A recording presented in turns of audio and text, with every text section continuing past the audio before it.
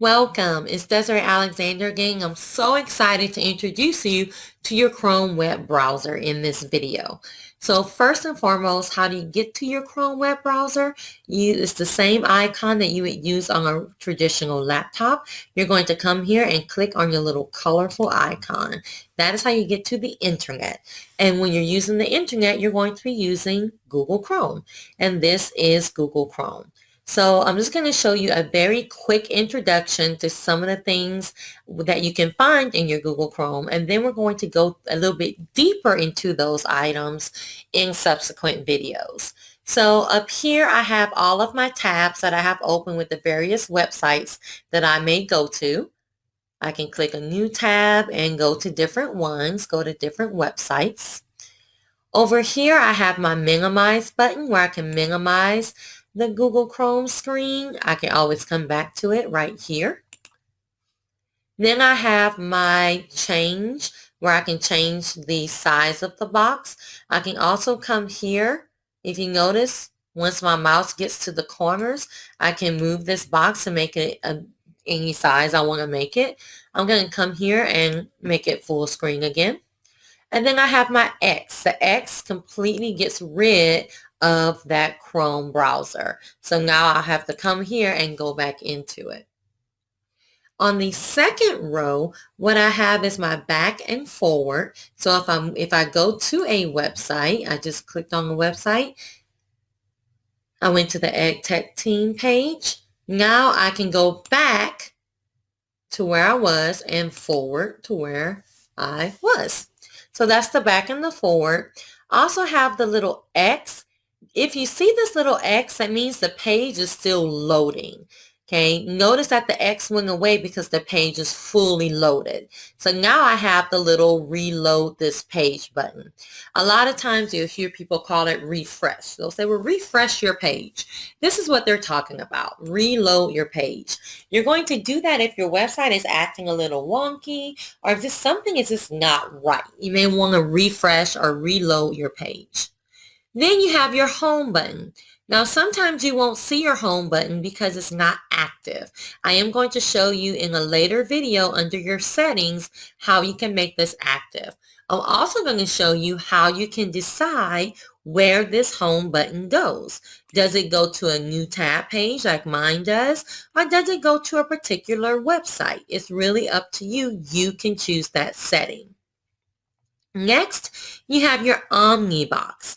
Most people will call this the URL box, but for Google, it's called the Omnibox, O-M-N-I box. And the biggest difference between, or at least in the past, the biggest difference between your Google web browser, Chrome, and some of the other web browsers is that this is not just a box where you put your URL. You can actually just search from this box.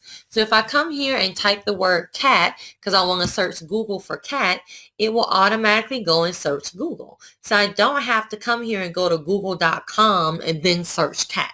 I can also come here and just put the actual URL directly where I want to go, and it will do that for me as well. So that's why it is called the Omnibox. It's not just a URL box, because you can actually search from it. You can do a whole bunch of other really cool stuff from it as well. Like if I come here and put 5-minute timer, it will give me a 5-minute timer. So different things like that. Notice I can do a stopwatch or a timer. So different things like that you can do from it as well. You can say, what is 1 plus 1?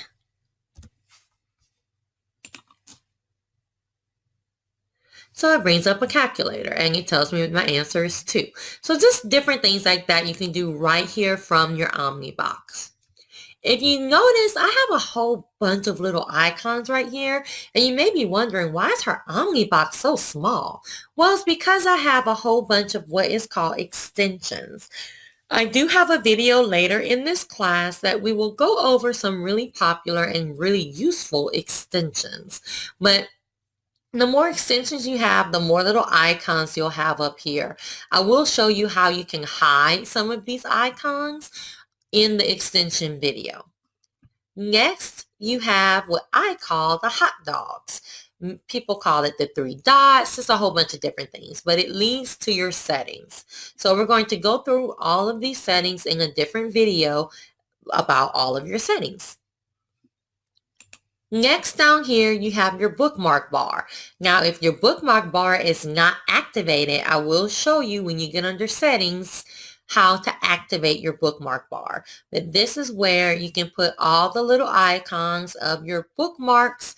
And what bookmarks, if you have ever heard of a favorite, in Google is called bookmarks, but these are all of your favorites. I actually have a video coming up about bookmarks, so we'll talk much more about that when we get to that video. And then of course you have your regular screen. If you are using the new tab page, that's what this page is called, then you're going to see some different things on the new tab page.